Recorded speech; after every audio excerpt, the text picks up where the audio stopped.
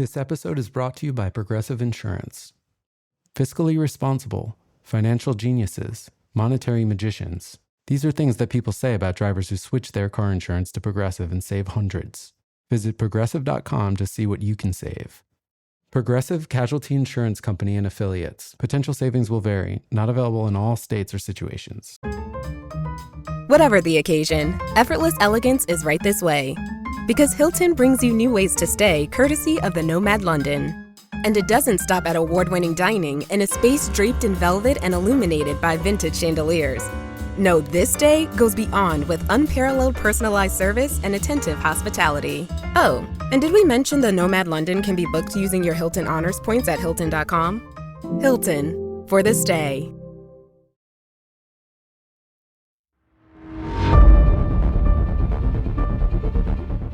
There's a cell where everybody leaves cigarettes because there was a guy who was almost beheaded. We're in the dark. I have a camera. He's got one. I'm filming one way because I'm hearing footsteps coming towards me. He's seeing things at the end of the tier the other way with his camera. He just happened to spin his camera around and focus on the cigarette. The moment that it tilted back, like somebody was trying to hit it, and then laid back down.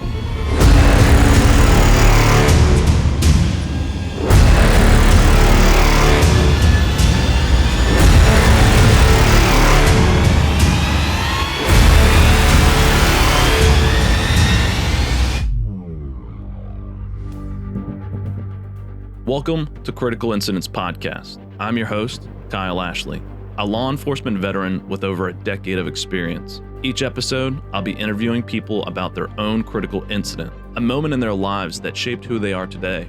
From life-threatening emergencies to personal struggles, we'll hear firsthand accounts of resilience, determination, and the power of the human spirit. So sit back and let's dive into the critical incidents that shaped their lives and made them who they are.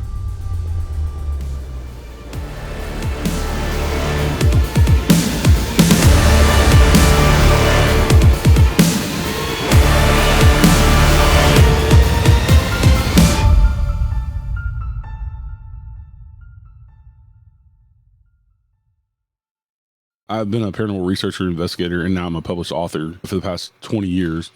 And I started when I was a teenager going out with my friends. We would sneak into places, and I don't condone trespassing, but we would sneak into cemeteries and I live right outside of Franklin, Tennessee, which was a huge Civil War battle. And we sneak in a place over there that still has bloodstains in the floors, like huge bloodstains in the floors where they used it as a hospital. And it's just notoriously haunted. And that's kind of what you did in high school. But what kind of kicked me into that was my father passed away when I was 14. And so I wanted to prove to myself that he just didn't go into nothing.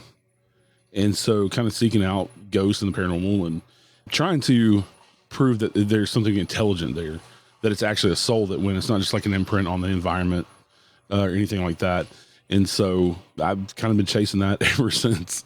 I've kind of been haunted my entire life, though. My first experience was when I was 8 years old. I woke up out of a dead sleep, and my door was open, and there was a glowing woman in the doorway, and it really scared me. So I jumped up, slammed the door, and turned the light on. And of course, she was gone. And it's just kind of been paranormal life ever since then. And so it just led into investigating. Once I figured out when I was around 18 and the TV show started coming on, I figured out, there are people that actually go out and do this as a hobby. And now you got people on TV doing it. I, would go out with other groups, and kind of rolled into me planning my own public ghost hunts once I was experienced. So to let other people come and buy a ticket who don't have a team, aren't experienced, and learn how to do what we do. That is really, really cool. And there's so many questions I have. The first thing that comes to mind when you're talking about this is that TV show Ghost Adventures, right? So I think about that. When you go do these ghost hunts and stuff, do you use the equipment like they do? A lot of teams do. I'm not a big equipment person. I'm very kind of scientifically minded, and I will throw out evidence if I can prove that it's anything other than something I can't, other than paranormal, something outside the normal. And so I don't believe in a lot of the equipment, and I'm not going to go around and tell other people what they should and shouldn't do, when they investigate. But a lot of it's fallible. And the reason they use it on TV is because there's lots of sounds and lights and flashing things. And so it's visually interesting. Because for the most part, what we do is like fishing. We sit in the dark, quiet a lot of the times, and it's boring. And so if they put that on TV, who would watch it?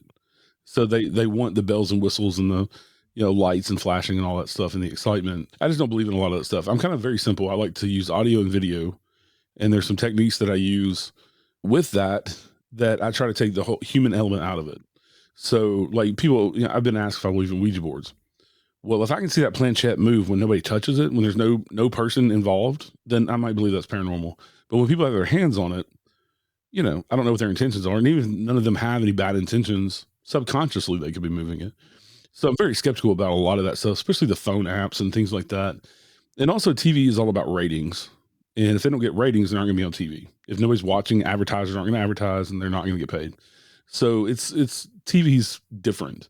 I know some people from TV. I'm friends with a couple of guys that used to be on Ghost Hunters, and they're very legit investigators, but they'll be the first ones to tell you that the producers, edited things to look a certain way that really didn't happen to make it more dramatic and things like that. So it's a little bit different. And also we don't always catch something. We'll sit there for 8-12 hours in a location, and we rotate around, different spots and different hot spots where we've been told stories and things.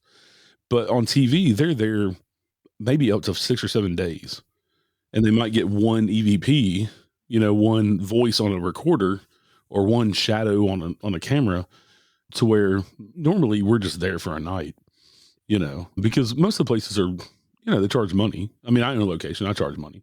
And so, it's not feasible when you're paying $200 or $300 fat night for 8 hours. We don't have a budget like a TV show does, because we do it for free. And also going in to help people in their homes, people that need help. That's, we never charge for that, because how do you charge for something that you can't prove that you did? So. How would you go into someone's house and help them? What does that look like? The biggest thing that you do in that situation is the mental part of it, because I don't think it's anything to be scared of. In my 20-something years, I've never come across anything I would call demonic. I've come across spirits that I would say they're assholes in life and they're assholes in death. Why would their attitude change? They were just nasty people in life. And so they're mean, but they also, I think some of them feel like you're invading their space too. And so, but I think it's more of a mental aspect, especially with if you go into a home that's having issues with a family that has like small kids and it's affecting the kids, because I think the parents feel helpless because they don't know what to do. It's not their world. And so it's more going in and educating them that it's not anything that's going to hurt them, and giving them the power to take over their space again, to say, no, this is my house now. You need to leave us alone. Very rarely do we need to get other people involved, like clergy or anything like that. There wants people too. So usually if you're, respectful but firm, they'll leave you alone. Hey, you're scaring my kids, and also going in and actually catching evidence and looking at the history of the location to try to figure out who the person was. It may be some little old granny who owned the house for 60 years and lived there, and she doesn't mean to scare the kids or the people. And once they know who it is, and it fits their description of what they've seen and stuff, and they know it's not anything evil, I think that calms people's nerves too. The first approach going into any of those situations is kind of doing a mental health evaluation over the phone, because there's so many cases of where you have a person who has a mental health issue and they chalk it up to the paranormal, whether it be, especially with like schizophrenia, schizoaffective disorder, things like that. And that's kind of where my medical training come in, because on the ambulance, I worked for 15 years as a medic on the ambulance in the ER, and for 20 years total medicine, but I dealt with a lot of psychiatric patients and mental health patients. And so that was kind of when I don't do a whole lot of private investigations anymore, but when I did, the phone conversation was kind of the first thing. And then to advise them, I'll ask about meds, are you on any medications? Do you have a family history of mental health issues? And trying to, if they do, trying to ease into that and explain to them, this may be something mental health related and not paranormal. But you can also have environmental factors in a house too. You can have pipes that bang in, like a faucet, in a sink faucet. If the rubber seals get old, the faucet can turn itself on. The water pressure pushing against, it can turn itself on. And so just natural things like that aren't anything paranormal, but when people aren't educated and they don't know, then they kind of get scared. So it's a lot about education going into somebody's house for sure. That's really good to take that much in-depth look into what's going on, their mental health and then the structure of the house and really how it's affecting them. I think that would be a big one because, I think about the times where I don't want to accept or acknowledge that maybe I saw something that was paranormal. I just don't want to accept that. But I think in the other space, it hasn't been like a poltergeist activity. Like nothing's been thrown at me or, doors have opened and stuff. But it's more about how you were saying it's like malevolent people or malevolent ghosts. I haven't experienced anything like that. Is there a bigger difference, I guess, with what we assume would be like a haunting versus a poltergeist haunting? Yeah, there's a difference between a haunting. So a haunting typically it would be your typical hauntings. There's two explanations that we kind of go. We have two different theories. You have an intelligent haunt, which is a spirit that will interact with you, that will answer questions. It's an intelligent thing. And then you have what we think is like a imprint on the environment. It used to be called stone tape theory. And so we think that kind of because we're surrounded by electromagnetic fields, we have one inside our own bodies. That's what makes your muscles move, your brain work, and all that. So if that can be recorded on the environment, kind of like a VHS or cassette tape, the old VHS and cassette, they were recorded on, tape with a magnet. And that's how it was read by the VCR or the cassette player or whatever. So we think that maybe that can be imprinted on the Earth's environment because the Earth, we're surrounded by magnetic activity all the time on Earth too. And so those are your two kind of classic hauntings. Poltergeist is a little bit different because poltergeists are believed to be, even kind of by some of the scientific community, like the parapsychologists who actually have degrees in parapsychology and do studies on these things scientifically, they believe that it's more psychokinetic, which is mind. And it typically happens around teenagers when they are going through puberty, specifically teenage girls. Kind of that confusing part of life, the change from kid to adult, all of the emotions and things. It almost kind of becomes its own, even though it doesn't have a consciousness, kind of becomes its own entity sometimes outside of them, which is kind of weird, but kind of like a tulpa. They have tulpas and golems and things like that, which are thought forms. But it's widely believed that the psychokinetic power of, especially like I said, young females, they're not controlling it. They don't know they're doing it. But when they get overly emotional, things tend to fly around the room, doors open, slam, things like that. So there's scientists that are, I guess, theorizing that people are making this energy based on themselves, which is affecting their environment. Yeah. Almost like the best way I can explain it, almost like a solar flare. You know how the sun has all that activity going on and every so often it'll throw off a solar flare, which is magnetic energy. Mm-hmm. And it affects a lot of things on Earth, with our communications, everything. Kind of like that, because we have our own electromagnetic field. And they think maybe with all that bottled up emotion and stuff, it causes kind of an outburst of that energy. And it reacts with physical things in the environment. I mean, logically, that makes sense. Yeah, it's just hard to prove things like that because it's hard to visualize those things. I mean, there are cameras that you can see the electromagnetic fields and things, but it's hard to capture, And also in science, when you're doing an experiment, you want to repeat it. Well, that's the problem with the paranormal.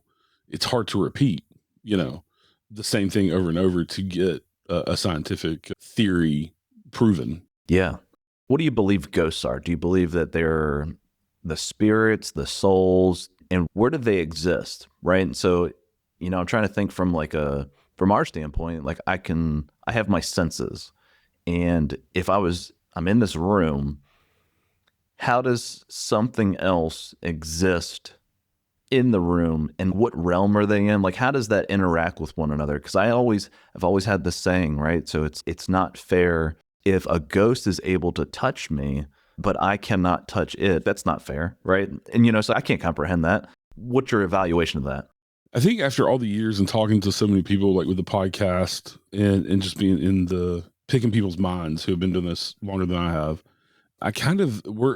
what physicists have come to believe is that everything has a wavelength and we're all a vibration. And so every atom has its own wavelength. And so I think that we're just on a different wavelength than the spirits are. I think it's a different plane of existence, whether you want to call it another dimension or whatever you want to call it. And this is why I believe that. You can have 5 people in a room and a spirit can manifest in front of you, all of you. Everybody will see something different. Everybody will experience something different. So one person might see the full body apparition of a person. Another person might see a smoke, what looks like smoke. Somebody else might just see a shadow figure. Somebody might see an orb. But I think it's because we all have a slightly different frequency that we vibrate on. And so the people that will see the full body apparition, they're on kind of the same level as that spirit. The other way that I think this works is with audio experiment that I do when I do public ghost hunts. I do something called a roundtable EVP session. So we put a recorder down in the middle, we get everybody in a circle, and we all decide on the same question to ask. And we go around the room and every person asks the same question. And a lot of the times you'll get an answer to only one person in the room. And every question you ask, that one person is who they'll talk to if you get an answer. And so they're on this, maybe that's the only person they can hear. Do you know what I'm saying? Because they're on the same wavelength vibration or whatever. I don't know the best way to describe this. Like when they pass away and, you know, whatever happens in the afterlife, do you think that this is still them, or is this the imprint of them left on Earth from the magnet frequency and all that? Yeah. I think it depends. I think it depends on the spirit and the haunting. The house that I own, the night house, I believe there are 3 intelligent spirits there that have not crossed over to wherever we go for whatever reasons. I don't think they're stuck. I think it's of their own choosing. But then I think there's other things that happen around there with doors shutting on their own and knocks and things that are kind of echoes of the past. I think a haunting can be some other things too. Just from hearing stories and talking to people, I think you can also have some sort of time slips in there sometimes to where we're the ghost to them and they're the ghost to us. Kind of like that movie, The Others, with Nicole Kidman, where she thinks the house is haunted, but they're the ghost. And she's still living in her time frame. But time has moved like 40 years into the future, you know, to the spiritualist movement, and she's the ghost to them. Also, there's another famous story from Andrea Perron. Her family were the ones who experienced the Conjuring house, what has become be known as Conjuring house. So the very first Conjuring movie is about her family. And she grew up in that house for 10 years, from the time she was 12 till she was 22. And she tells a story about her and her mom were in one of the living rooms. There's several living rooms in the house. And they were looking towards the fireplace. And all of a sudden, out of nowhere, this family was sitting around a dining room table eating dinner. And she said the 2 men sitting at the table just turned and looked at her and her mother and smiled and said it lasted about 30 seconds. And then they disappeared. And so she said, were we the ghost to them? And that's why they looked and smiled, because they saw us and the wife and kids didn't. You know what I'm saying? They were being haunted by the future, in a way. And they were the ghost to Andrea and her mom, but really it was just a time slip. Wow. Yeah. That's a way to look at it. I never even thought about it like that. Even with Bigfoot, I've got a theory that maybe what we're seeing is a creature that lived before. And I always tell people, if you think about it this way, when you see a bear or a deer in the woods, you don't go poke it in the ass to make sure it's real, right? So if you see a Bigfoot in the woods, it may be, I'm not saying all Bigfoot are that, because they do have footprints and they have gotten hair and now DNA and things that don't match anything else. But I think sometimes the way that Bigfoot disappears, I think sometimes maybe it's a time slip from like some of our ancestors that were more ape-like, or some sort of creature that was a Bigfoot type creature 1,000, 10,000 years ago. Maybe it's just a time slip or a haunting of Bigfoot, Yeah, no, that makes complete sense. Like logically, that makes a lot of sense. Yeah. All right, so tell me about this house that you got. So it's kind of just happened last year, but the 24th of April this month, we've owned it a year. I was talking to one of my paranormal buddies who I've done some short documentary films with, and he's one of my investigative partners, Austin Lawrence. And we were talking on the phone one night, just BSing, and I was on the computer while we were talking on the phone. And we started talking about owning our own location one day. how that would be fun. That would be cool because you can do ongoing experiments to where, like I was talking about earlier, we only normally spend, 8 hours in a location, or maybe up to 12. Well, if you own your own location, you have access to it all the time. And so you can do, multiple nights and things like that. Well, Facebook and your phone and everything listens to you. So this group popped up that I was not a part of on Facebook called Old Houses $50,000 and Beyond. And the point of this organization, they actually have a website and they have hundreds of thousands of followers. But the reason they started this and the reason it's so popular is because they're trying to get these old houses to be bought by people to save them, because a lot of them are being threatened to be torn down and the history is gone, and, build a new house or apartments or whatever. So I started looking on there and I realized how really actually cheap compared to new houses these older houses were. And so I went and talked to my husband, and because he's kind of the money person, and I was like, look at this. So I got him on board, and not just for the paranormal, but for the history aspect, because probably 80% of what we do in the paranormal is history.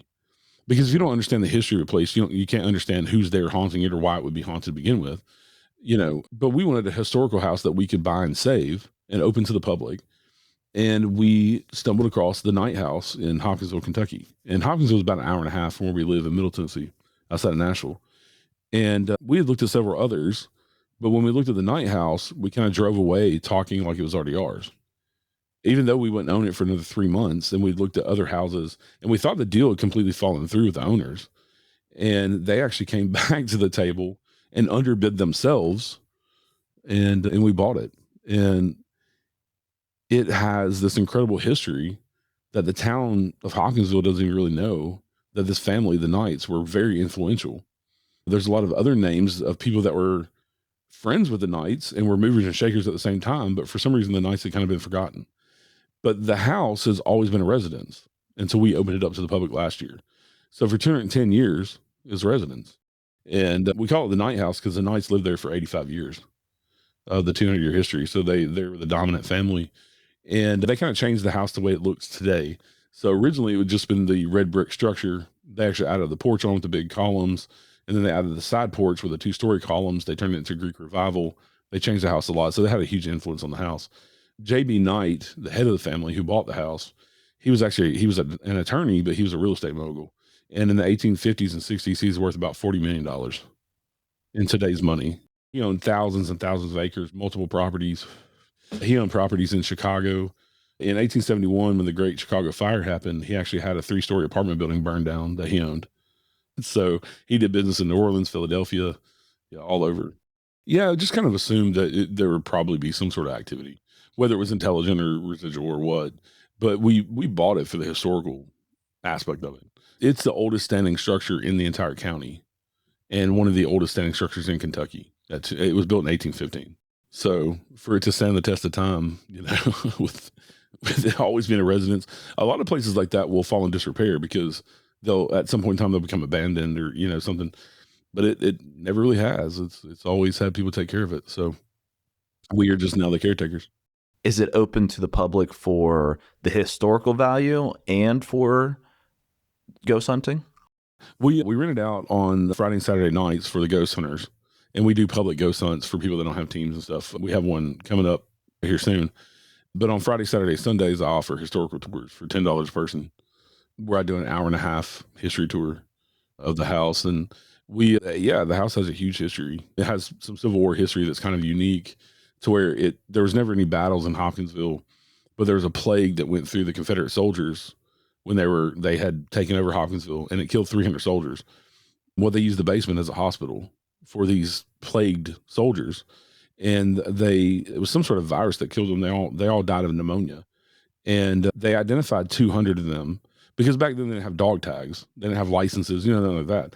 So if they didn't have like a letter in their pocket or something that identified them with their name on it, they just buried you in a mass grave. So there's 100 Confederate soldiers buried in Riverside Cemetery in Hopkinsville in a mass grave that died of that plague. And they still don't know what actually caused the plague. They call it black pox pneumonia.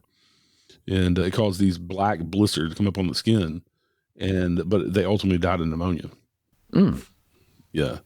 And so do you monitor the house 24/7? Yeah, I have 8 cameras in the house and 4 outside, and I get alerts on my phone. The spirits are quite active even when we're not there. I have plenty of videos of what sounds like furniture moving and doors closing on their own, actual furniture moving on camera, all kinds of stuff. Voices, yeah. Yeah, a lot of crazy stuff. The house is 6 different levels. It's a 5,600 square foot mansion. It's massive. Yeah, it's a big old house. Yeah. Well, that's awesome for, the town and the historic preserving those things it is important. I think that if we turn those things into apartments, we're doing a disservice from the community that held the property at such high standards in the growing periods of our country. Yeah, and we've heard the road that goes in front of town at 7th Avenue now, but it used to be called Russellville Pike. And the road's been there since the early 1800s, before the house was even built. So you have all these people, and it's kind of one of the main thoroughfares kind of out of town to go to central Kentucky, like Bowling Green and stuff. So if you want to take the highway instead of the interstate.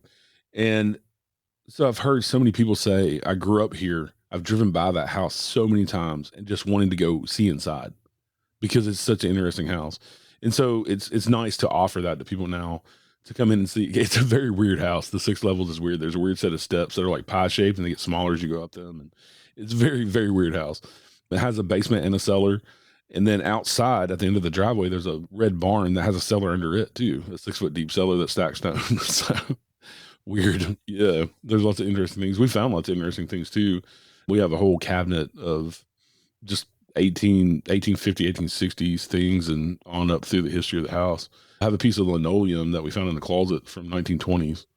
Wow. When linoleum would have been the most expensive flooring at the time. Yeah. Well, if he's the real estate mogul, he's probably looking at what are you going to put in it? Yeah. And these doorknobs, there's these interesting doorknobs. They almost look like a gnarled wood that's stained, but they're actually made out of clay. They're called Bennington clay doorknobs. And I looked them up, and they're invented in 1849 by a blacksmith. And he figured out this clay process to mix this clay. So it's different colors of brown, but it has these swirls in it, almost like a knotted wood. And they're very high polished and they're very heavy. And I found out that they would have been put in the house in the 1860s because that's when they're kind of popular, and they're very expensive.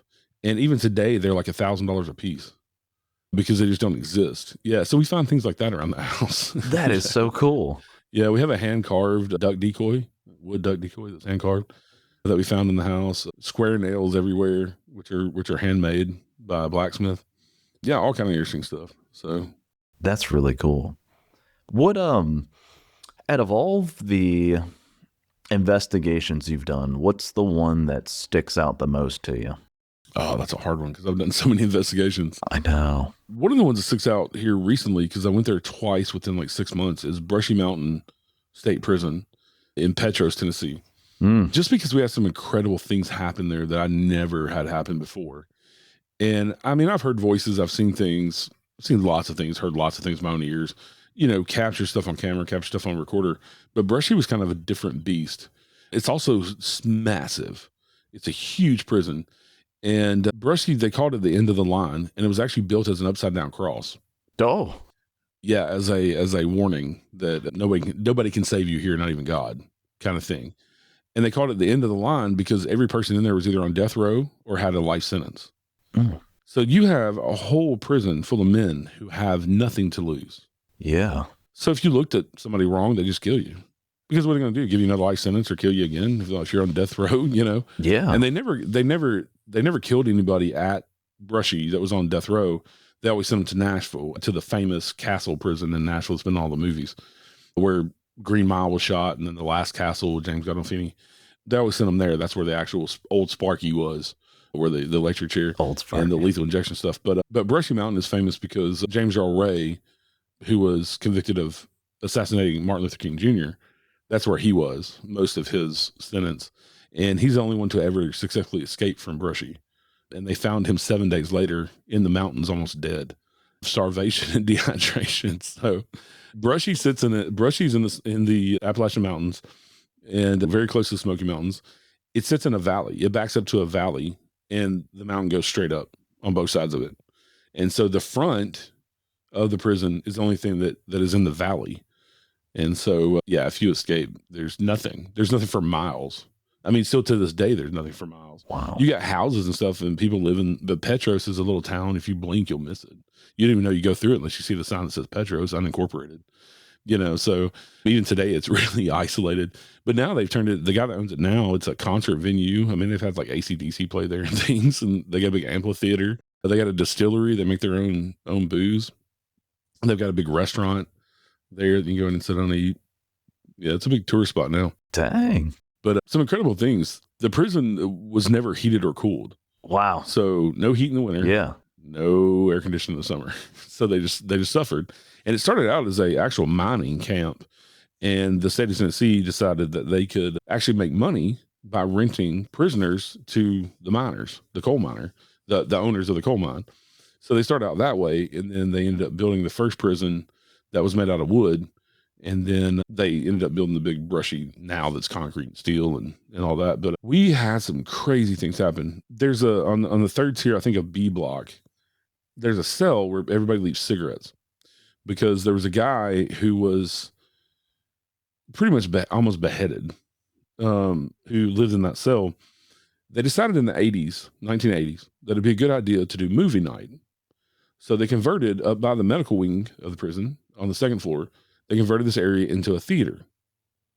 Well, what are all these inmates who are on death row and have life sentences going to do in the dark? Kill each other. So the theater went away after 2 years because so many people died in the dark, being beheaded, disemboweled, all that stuff. Yeah, and then the warden thought, yeah, maybe that wasn't such a good idea. But there was one guy he had been there he had a life sentence, and he had been there for a long, long time.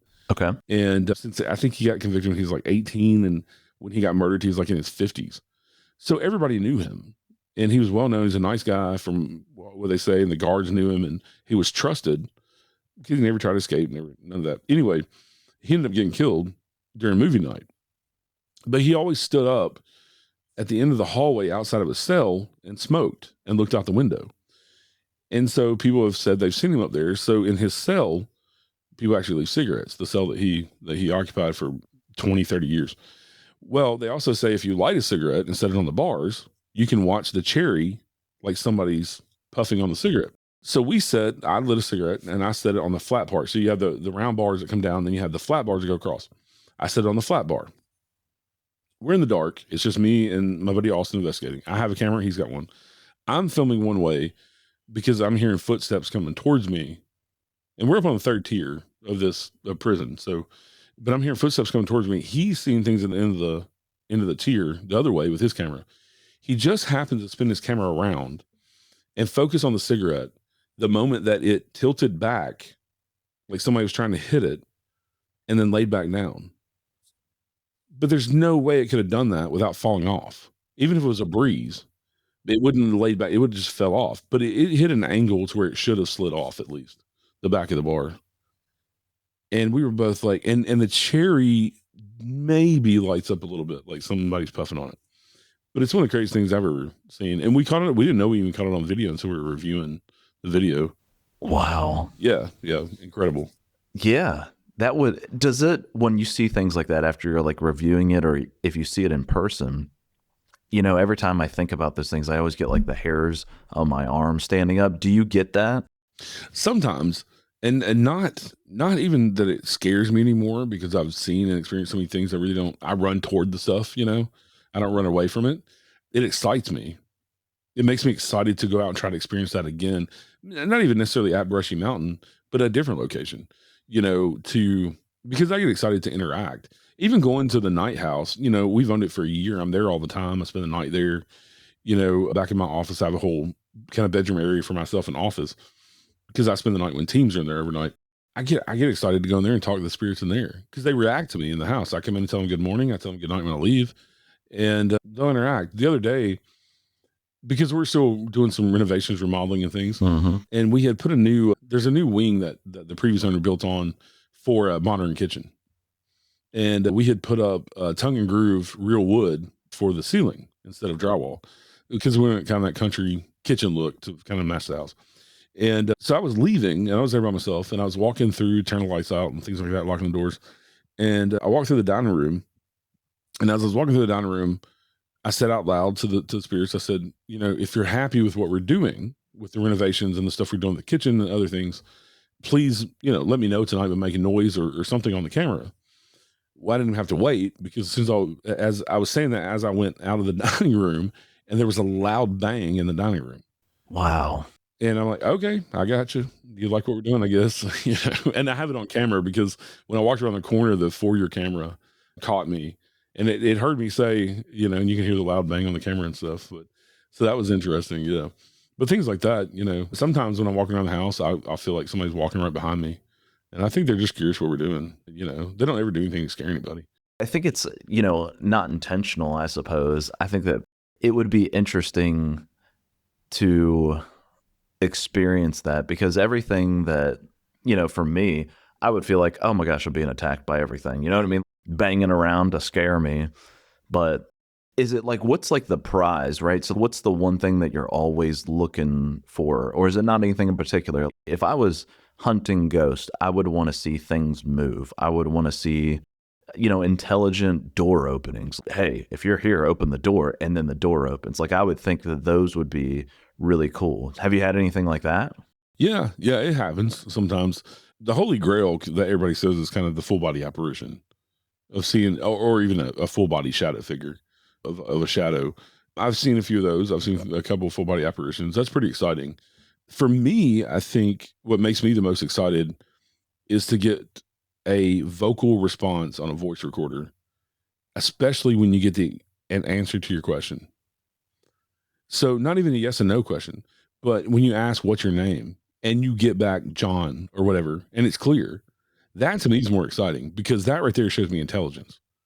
Like, they're answering the exact question that I just asked. And then when you go through a session on the voice recorder to where you get multiple answers to questions, it's pretty incredible. So to me, that's like the penultimate, what I would love to happen to every location, because that's just, how can you disprove that? I don't know that you can. I mean, is the audio that's being picked up, right? So is it stuff that you can hear with your own ears? Yeah, I don't use any kind of editing software. The only thing I've ever done to a voice is to amplify it. Because when you get to mess, and especially with digital audio, when you get to messing with using filters and things, you can get into what we call pareidolia. And pareidolia can be, a lot of people think it's just with your eyes. So for anybody to know what pareidolia is, when you look at the clouds and you see an elephant in the clouds, that's pareidolia. That's your brain trying to make sense of nothing but chaos. If you stare at like static in a TV, you'll start to see images in it, because your brain is trying to make, sense of what it's seeing. And so you can do that with people do that with paranormal all the time, where they think they see something in a picture or something, but it's not. It's just the way the reflection is in the window, or it's a lens flare, in the picture, and it just happens to look like a face or head and shoulders or something. It's the same thing. Like when you wake up in the middle of the night and you have like a robe hanging and you think somebody's standing in your room, something like that. That's pareidolia as well, because you just woke up and your brain's trying to make sense of what it's seeing. And then when you realize, oh, it's just, my coat hanging there, or a shirt or something, then you're like, well, that was stupid. Why did that scare me? But if that's pareidolia, but you can do it with audio too. And especially when you're looking to hear voices and answers to your questions. So it's very easy to say, oh, I hear an answer there. And so that's why I like to run anything that I think I've actually caught a clear voice.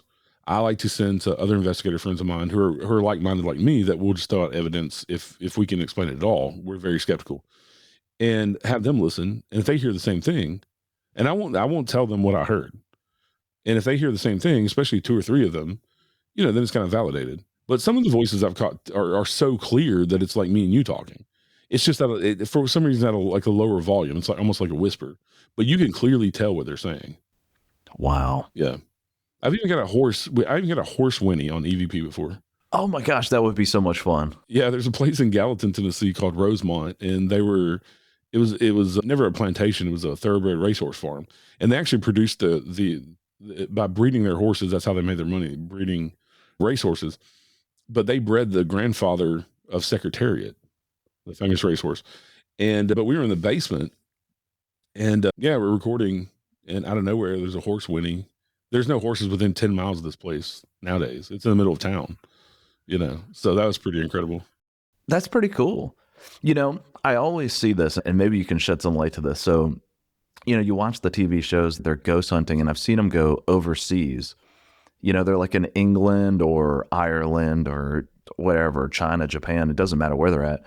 But when they get like a voice come through and it's in English, I'm like, wait a second, hold on here. You know what I mean? So like you could tell there's some kind of, production to that. But have you captured things that are like, oh, like accent wise, or you can tell like the way they're talking is from a different time period? Yeah, I've actually caught a Native American. Oh.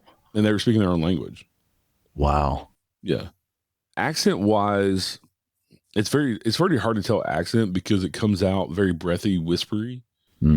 I think some of the words that we use, they don't understand sometimes because they're from 1800s or whatever. Yeah. So you kind of, and some of the words they use, you're kind of like, what? I don't know what they're talking about. But yeah, Native American, I've caught them talking their own language before. Wow. But I think, yeah, I'm with you. Like, yeah, if you go to another country where, like Spain or something, or Mexico, if you get EVPs, it should be in Spanish. It should not, be in English. Yeah. Yeah. That's so interesting. Yeah. There's so many cool stories that, I think you have to like want to see it. You have to want to believe what you're seeing. And I think that it's, for me, I believe it. I believe it exists. I just don't want to see it. You know what I mean? I know that it's there. Yeah, I just don't want to see it. And it's, but you see things, you hear things, and you're like, oh no, it's just the wind. The house is settling. We're fine. Yeah. I think when I was younger, what kind of got me over the hump of being afraid of it, I was still curious enough that I wanted to experience it, but it still scared me.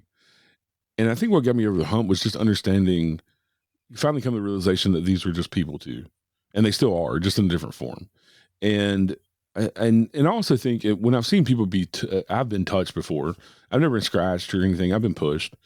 But to me, I don't think that's them being aggressive. I think even when people get scratched, I don't think it's necessarily them being aggressive or wanting to be mean to you or harm you. I think maybe that's the only way they can get their point across. So like they scratch people because they're trying to get you to listen and you can't hear them and they're frustrated. How frustrating would that be, especially if you're by yourself, isolated for hundreds of years or whatever, and finally somebody somewhat notices you because for whatever reason they can see you or sense you or whatever, and you're trying to get their attention, Not saying there's not some nasty spirits out there that probably would shove you or whatever. One of the funniest times one of the funniest, most interesting times that I got touched, I was at a place called Thomas House in Red Bull Springs, Tennessee, and it's a big bed and breakfast. And it was opened as a resort back in 1927. They built it in the Cloyd Brothers Hotel. And the Red Bull Springs was founded around a healing mineral springs. So it's kind of during that boom when you had all these healing mineral springs, which really didn't heal anything. So a lot of people died there. But there's a story of this girl, Sarah, who's actually the niece of the Cloyd brothers, and she died of appendicitis. And that's real. She lived there and she died of appendicitis. And there's a room that they claim was hers. Well, I was standing in the doorway with my back to the hallway, and we were having a public ghost hunt, and I had six or seven people with me that I was guiding, and they were all in Sarah's room sitting on, there's 2 beds in there and some chairs. So they're all sitting around. I'm the only one standing. And I have my back, like I said, to the dark hallway. It's dark in the room other than kind of we had a couple pieces of equipment, because when I do a public ghost hunt, I let people play with the equipment, even out in this, and I explain to them why I don't believe in it, whatever, but they want to see it because they see it on TV and stuff. So we let them play with it and make up their own mind. So the lights come off that. And one girl is doing this, what we call the Estes method. And what that is, for people who don't know, you put a blindfold on, you put headphones on, and the headphones are hooked to basically a broken radio. And the radio just rapidly scans through radio stations, and you'll hear voices in the white noise. You'll get answers to questions and things. And whoever's doing the Estes method with the blindfold and the headphones, that's so they can't hear the questions we're asking. So anyway, the girl that's doing that, she says, sit down. Well, she got a blindfold on. She knows I'm the only one standing. And I'm like, well, there's really nowhere for me to sit. I'm not going to sit down. And I get poked in the butt cheek by a finger of like a little kid is what it reminded me of. And I was like, what? And everybody's like, what? I said, I just got poked in the butt cheek. And it felt like a finger poked me in the butt cheek right after she had sat down, and I didn't. I was like, okay, I'll sit down, but it was like a little kid, like, yes, you're going to do, you need to sit down like everybody else. That was kind of funny and interesting. That is cool. I've seen that before, and it made so much sense because if like you can't see or Yeah. hear the questions being asked, but if you are regurgitating the intelligent response through the white noise, that's pretty cool. Yeah. The most incredible Estes method I've ever seen happen at the Thomas house. A lady that was doing it, she came up with, just out of the blue, and we thought it was just whatever stuff from the radio or whatever, but she came up with names carved in a stone under a tree. And I've stayed at Thomas house, I don't know, probably 50 times, because I've done so many public ghost hunts up there, and know the owners really well and things. And at Thomas house is a bed and breakfast, so you spend the night, you get your own room that has your own bathroom. They have like 40 something rooms because it's a hotel, bed and breakfast hotel. And when you get up the next morning, they fix you a buffet style breakfast.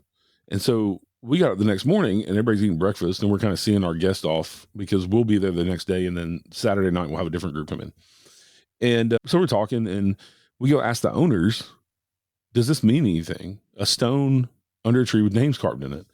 And they said their jaws dropped, because there's two brothers that own it and they live there with their families in the building. And they said, I haven't thought about that. The one brother's like, I haven't thought about that since we moved in here 30 years ago. And he said that out under this big giant oak tree that had actually fallen in the storm, there was a stone with the Cloyd brothers' names carved into it, who originally built the hotel. And it's right at the edge of the driveway. And we went out and tried to find it. But over the years, where they've had the driveway graveled and dirt on top, we couldn't dig down deep enough to find it. And I think the tree, this big giant oak tree, was probably 10 foot across. I mean, the stump was like 10 foot across. So the oak tree may have kind of swallowed it too over 30 years. But they verified that there's a stone there with names carved in it. Yeah, and she got it through the radio. And there's no way. I know the history of that place frontwards and backwards. And I've talked to the owners and heard story after story after story of the haunting stuff and the history, and nothing like that has ever come up. So there's no way that woman could have known it. Yeah. Yeah, just incredible. That is so cool. So do you celebrate, I guess celebrate may not be the best word, but participate in Paranormal Day? Because I do the paranormal all the time, not really. It's just another day. I think I'm going to this year with the Night House. I think I'm going to open it up to do, just to kind of get the general public involved. I'm going to open it up for free and do some free guided, haunted history tour, maybe like lantern tour or something, for like the first 15 people that sign up, for free, just for National Paranormal Day, but just to get more recognition for the house and get people to be more familiar with it. That's awesome. What's the number one place where you're like, I really want to go and investigate this place? What's that for you? So if you're talking Tennessee wise, because I'm Tennessee native, it used to be the Castle Prison, the Tennessee State Prison in Nashville.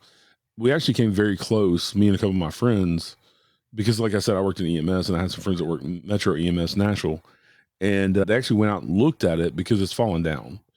And so they actually had 3 people go out and look at it to see where we could go. And we were going to be the first ones to ever, and the only ones to ever have a state sanctioned investigation. 2 days after that, a tornado came through and tore more of it down, and now it's just too unsafe.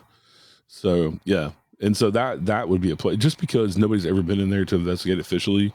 It's hard you can't even sneak in there. They still have guards on the property, and they don't let anybody up there. You can't go up there fly drones, can't go there take pictures, nothing. They will turn you around, and so they're not even allowing movies to film up there anymore, just because it's dangerous. But that was kind of the one that got away, because it was like, damn you, Mother Nature. 2 days later, a tornado comes through. That was a big one. I want to go somewhere because I'm interested in the locations that you've never heard of, because I find them more fascinating. Like everybody's heard of Waverly Hills, which is an incredible place in Louisville. Don't get me wrong. Waverly Hills is amazing, and not taking anything away from them. And lots of other places like that, like the Winchester Mystery House in California and things like that, are well known, and they're investigated to death. People and tourists go through them so much. So I like the places that never been investigated, nobody's ever been in. So I would say one of the places probably the White House, I think, would be an interesting place to get into, because there are ghost stories that kind of leaked out over the years, like Lincoln's ghost and some of the other presidents and people who have, lived there and died there and things. And then I like to go overseas to some different places. It's places like Petra, and places like that that I don't know if they've ever had like a paranormal investigation. Like there are these mystical, amazing places that we really don't even know anything, like especially Petra, really don't know anything about the people who built it. We know they were rich and they were part of the Silk Road and all that, but to go in and try to connect with those people to find out the answers from them, just places like that. Some of the Aztec, places down in Mexico, Aztec Mayan, I think those would be really fascinating. Some of those big giant pyramids. Yeah, I think it would be really cool to investigate. It would be. So when I was younger, I was a part of this like police department's, I don't know what they call it, explorers. They call them explorers. Like, hey, I want to be a cop one day, right? And they did all this training out in a piece of property called Eppington. It was Thomas Jefferson's daughter's house. And it's an old house. And they do tours of it for, the historical value. And a police officer actually lived out on the county property in like a trailer just to take care of it, make sure no one broke into it. I always wondered, because you'd go down in the cellar and it'd be dirt floors and they had the same dolls that she played with and all the same furniture. And I was like, this place would be really cool to be like ghost hunted. So I think about places like that and I'm like, I don't know that they have allowed people to do that, but those places I feel would have a lot of stories. Yeah. Like even somewhere like Mount Vernon. Mm-hmm. Yeah. Those historical places. Yeah. I think it'd be incredible. Yeah. To go and maybe talk to George Washington or like you're saying, Ben Franklin or, that would be insane. Oh man, if you could catch one of those EVPs, wow. Well, tell me about your podcast. I want everyone to hear your podcast because it is, I love ghost stuff from afar. And so I'd like to hear more about what your podcast is about and let everyone know where they can find it. I'm kind of on hiatus right now. At some point I will probably bring it back. I did it for almost 5 years and I have 170 episodes. And each episode I talk to a different guest. So I've talked to everybody in the paranormal at this point, but I had a different guest on every week talking about Bigfoot, dogmen, ghosts. My forte, of course, is ghosts, like we talked about hauntings and stuff, but I'm curious about it all, UFOs, all that. And so just having different guests on each week and a casual conversation like we've been having. We talk about if they had books out or whatever, we talk about the books and things like that. But yeah, just a casual conversation. Some really interesting people too, like not even talking about famous people or like any para-celebrities, but just some of these homeowners who wrote a book about raising their family in a haunted house. Those are some of the most fascinating stories. One of the guys that comes to mind is Kent Wolf. I'm still friends with him on Facebook and chat with him, but I had him on and he's not an author. He's not a paranormal guy, but back in the 80s, he got divorced and him and his 2 daughters and his girlfriend at the time, his fiance, moved into this haunted, like old farmhouse. And he wrote a book, not even being an author or anything about it. It's very fascinating. It's very interesting, especially talking to somebody outside of the paranormal who doesn't do it. That was his only experience. He's never lived in another haunted house or anything. And just how it affected him and his kids and how he dealt with it. It's pretty interesting. But it's talking to different people, different interesting people. I'm kind of a people person anyway. And so I can kind of find a common ground with anybody. And so just to sit down and pick these people's brains about, because some of them have been researching and seeking out Bigfoot for as long as I've been doing ghost hunting.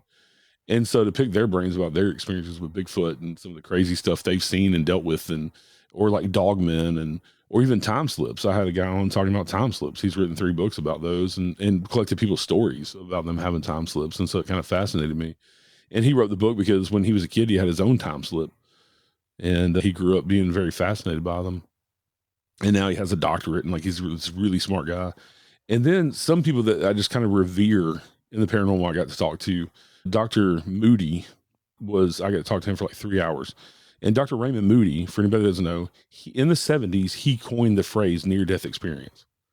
He came up with that phrase because he has a psychology degree. He has several masters and a doctorate, very intelligent guy. He's in his 80s now.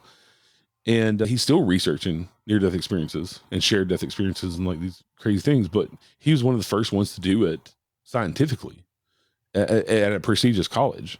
And he wrote a book about it. And yeah, he coined the phrase near-death experience. So to talk to somebody like him, who not only is in the paranormal realm, but who's also a scientist and a psychologist and like, a very level-headed guy, is pretty interesting too, to pick his brain. And then other people like Andrea Perrin from The Conjuring House, to talk to the person that, it actually happened to her family and talk about the differences between the movie and real life and that type of stuff. Yeah, just interesting people. And there's almost 170 episodes that are still up on Spotify, Apple, anywhere you're listening to this show, you can find mine. It's everywhere. And you wrote a book. I did. I just published it in February. It's called Small Town Haunts and Legends of Tennessee. And it kind of came out of my love of those locations, like I was talking about, that you've never heard of. Unless you're from these small towns in Tennessee, you don't know about this haunted house or even the history of it. The book is probably 70% history, interesting history about the history of these houses, these Civil War houses, and even older, and the folklore that comes along with them. Because some of the stories are probably not true, but they've been passed down and told about these locations, and yeah, just fascinating things. I wanted to write about, I guess I wrote the book because I was excited about the research. You know what I'm saying? And so once I had all this research, well, I'm going to go through with writing the book because, I learned so much about the state that I've lived in my whole life that I didn't know, history wise and paranormal wise. And so, yeah, it was a lot of fun. But the book is broken down into 4 sections. The first one is legends. So I have stuff in there about Bigfoot, about all these different legends that you probably never heard of. The Tennessee red cheetah, the Wampus cat, Catzilla, which is a giant catfish the size of a Volkswagen Beetle, weird stuff like that. Spearfinger, which is the old Cherokee legend. Yeah, and the legend of Nakatola and Conestoga, which is an interesting legend. And then the legend of Reelfoot Lake, how the actual Native American Reelfoot Lake legend of how it was created from what the Native Americans have passed down with their stories.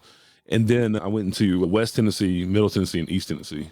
And that's kind of how the state's divided up. And that's how it's referred to by everybody that lives here too. 30, 40 towns per section. And then there may be 2 or 3 locations under those towns. So, yeah. Wow. I hear about, I don't know, just growing up, you hear about the Chupacabra and the Jersey Devil and those things, but I didn't realize there's so many. I guess it would be specific to where you live and the state you're in. They have their own, legends of what they saw. Yeah, you have things like West Virginia. You have Mothman, which is a huge one. Oh, yeah. In Hopkinsville, Kentucky, you have the Hopkinsville Goblins, which is so many people know about that all over the world. You also have in Kentucky, you have the Popelik monster, which the Popelik monster is like this goat man that kills people by throwing them off the train trestle. There's the Falk monster, which is like a Bigfoot type creature. Yeah, you have all these cryptids and legends all over. And then you have these urban legends that kind of touch the paranormal, but in the paranormal, we call them tropes because you have the lady in white who was the bride not to be. So for whatever reason, she's haunting this place now. Or one that seems to be making its rounds again is the one where if you park on the train tracks, the kids will push you across and you'll see their handprints. You put there's like 3 towns that claim that really happened. And San Antonio is the one. San Antonio, Texas is the one that said it really happened. It doesn't. There's no historical proof that a bus of kids got killed or, any of that. But there's several places across the United States where they claim, that works. So you have things like that turn into legends that really, the hitchhikers, are a big one too. The ghost hitchhikers is a big story. So it's pretty interesting. We had there's in Richmond. So when my wife Heather, so she loves paranormal stuff. Like we watch it quite often, but in Richmond where we're at, there is the Richmond Vampire. And it was like this, like at Hollywood Cemetery, they actually have crypts that are built into the side of, hills and cemetery. It's pretty big.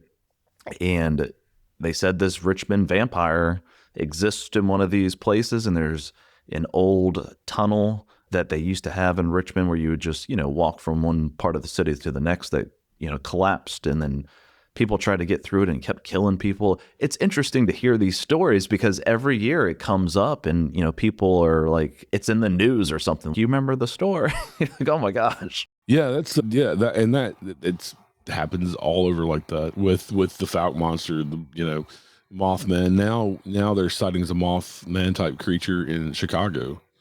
And there's even been, I think, 2 authors that wrote a book about the Chicago Mothman.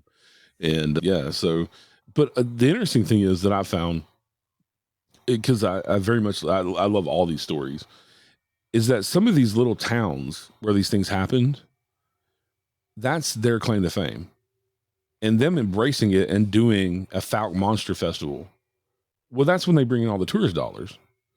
So that is the only influx of cash that little town will see all year, is them embracing, that legend. And good for them for using it, because like I said, otherwise their little main streets might not, little mom and pop stores might not survive all year, but they get an influx of thousands of people for their monster festival or alien festival or whatever it is. And it helps, keep them alive and is their livelihood. So yeah, it's, even though it happened one time in 1945, it's like, well, it's still an interesting story, and them capitalizing off of it was pretty interesting. Point Pleasant definitely has with the Mothman. I mean, you got the Mothman Museum. They have the big giant metal statue. They got a museum? Yeah, there's a Mothman Museum in Point Pleasant. And so, and there's umpteen Bigfoot museums around the country. Yeah, I've seen those before. So before we get out of here, I'm curious if people are listening, they're like, I would like to capture some evidence of ghosts. How can they do that? What would your suggestion be? I'd say the best thing to do is find a public ghost hunt in your area. There are a lot of teams that do them, and find a reputable one that actually lets you be part of the investigation. Doesn't just tell you to sit back, shut up, and watch us, because there are those out there. And I think that's ridiculous. But find one that'll let you be part of the investigation. I always make the people part of the investigation because they paid to be there, And so I always tell them it's your investigation. I'm just here to help you and kind of teach you the techniques. But I would go to one of those, maybe several of them, to kind of learn some of the techniques. But also different people do things differently. And so, these people might be doing it the way that you think is right or you like, different techniques, and other people, may not be. And then you don't need all the equipment you see on TV. A cell phone with a voice recorder on it. I'm gonna tell you right now, I don't use a voice recorder. I use my cell phone. The microphone on my cell phone is so sensitive when I use the voice recorder app that it's crazy. You pick up everything. And so, and even the camera on your phone. And the biggest thing is take lots of pictures. We take pictures in bursts of 3. And a lot of times you'll capture something in one of those that aren't in the first 2. Well, that's evidence of itself. If you just capture one picture, it's hard to say, well, what changed there. But if you capture 3 and you got something in the first picture, but that next 2, or one in the middle, or the one in the left, you can kind of see the progression there. And especially if you have like the live pictures on your phone, those are pretty cool. I've seen people capture evidence of those. But also educate yourself about lens flares and things, so that it's, when it's not something that is paranormal.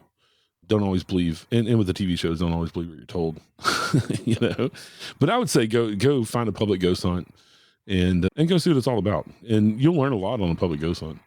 Yeah. No, that's awesome. That's great advice. I was curious because, we have these, I don't know what they are.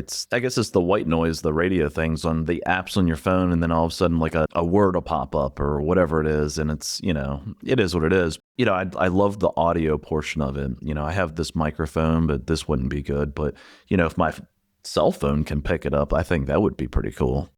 Yeah. Like I said, people just need to know it doesn't take all that equipment to do any of it, at all. I'm not a big cemetery person, but I know people that go out to cemeteries and get clear voices and answer the questions and things. So, yeah. Have you ever seen those videos where people are driving Teslas through there and they pick up people walking in front? And you're like, oh my gosh. Yeah. There's also a famous video that you can go find from the Gettysburg battlefield where people are walking through their dash cam. There's a cannon on the side of the road when they're driving through Gettysburg, and their dash cam catches what looks like 2 men run up to the cannon like they're trying to operate the cannon. It's pretty crazy. Like, it's pretty clear. The apparitions are pretty clear. Gettysburg's crazy. I went to Gettysburg a couple of years ago, and that place is the whole town is haunted. It's a pretty crazy place. Yeah, I can't imagine. Goodness, there's so many people. Woo. Well, Eric, I really appreciate your time and education and the stories. If I make my way out to Tennessee, you're expecting a visitor to your house, the Night House. Yeah, for sure. Thanks for having me. I've enjoyed the conversation. I love it when the time just flies, because that's when it's been a good conversation. Most certainly, yes. Yeah, absolutely. And please stay in touch. I hope that we do get to see each other soon. Yeah, you're out this way, holler at me, and we'll do something spooky for sure.